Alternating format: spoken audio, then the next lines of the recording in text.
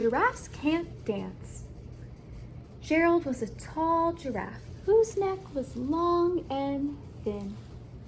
But his knees were awfully crooked and his legs were rather thin. He was very good at standing still and munching shoots off of trees. But when he tried to run around, he buckled at the knees. Aw, poor Gerald. Now, every year in Africa, they hold the jungle dance, where every single animal turns to skip and prance. Wow, looks super fun. And this year, when the day arrived, poor Gerald felt so sad. Because when it came to dancing, he was really very bad. The warthogs started waltzing, and the rhinos rock and rolled. The lions danced a tango that was elegant and bold. Wow, look at all those dance moves. The chimps all did a cha-cha with a very Latin feel, and 8 baboons then teamed up for a splendid Scottish reel. Gerald swallowed bravely as he walked toward the floor, but as the lions saw him coming, they soon began to roar.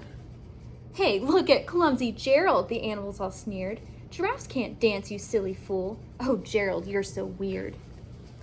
Those aren't nice things to say, aren't they? No. How do you think Gerald feels hearing all those mean things? Yeah, he feels very sad. Gerald froze up. He was rooted to the spot. "They're right," he thought. "I'm useless. Oh, I feel like such a clot."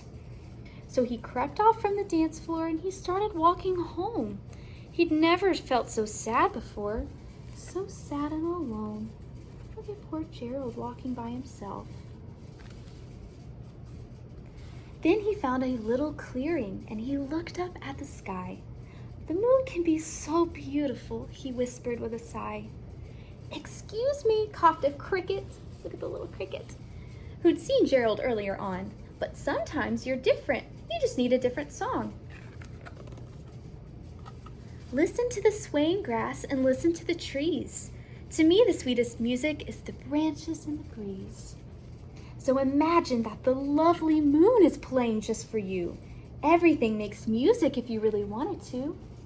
Gerald just needed to find his own song. With that, the cricket smiled and picked up his violin. Then Gerald felt his body do the most amazing thing.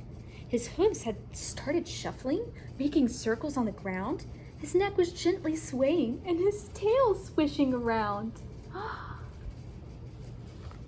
He threw his legs out sideways and he swung them everywhere. Then he did a backward somersault and leapt up in the air. Now how does Gerald feel? Very happy, right? Look at him dancing. Gerald felt so wonderful. His mouth was open wide. "I'm dancing, yes, I'm dancing. I am dancing," Gerald cried. Look how happy. Then, one by one, each animal who'd been there at the dance arrived while Gerald boogied on and watched him quite entranced. They shouted, "It's a miracle. We must be in a dream. Gerald's the best dancer that we've ever seen." They realized that what they said was mean. They realized how great Gerald really is. "How did you learn to dance like that? Please, Gerald, tell us how." But Gerald simply twirled around and finished with a bow. Then he raised his head and looked up at the moon and stars above. "We all can dance," he said, "when we find music that we love." So it doesn't matter how different you are. You can always find your own song and your own way to be you.